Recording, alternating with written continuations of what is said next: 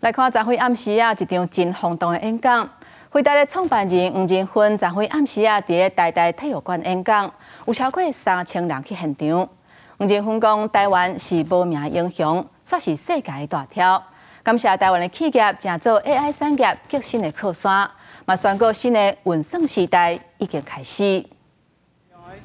穿招牌的皮外套，辉达的创办人黄仁勋出日暗伫咧台大体育馆演讲，并且呼应捌伫咧台大毕业典礼讲过话，唔通用行的，爱用走的。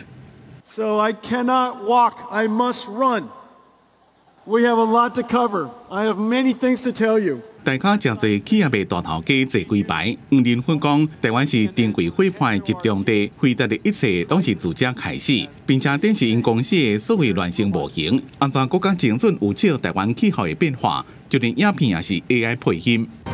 它融合了人工智慧、物理模拟和观测数据，可以帮助国家和公司预见未来，并应对极端天气的影响。重点放伫咧 AI 发展对未来趋势影响。回看自个人电脑 PC 开始的革命历史，黄仁勋讲，即马阁有新一波的革命改变。It's completely fungible in almost every industry, and that's why it's a new industrial revolution.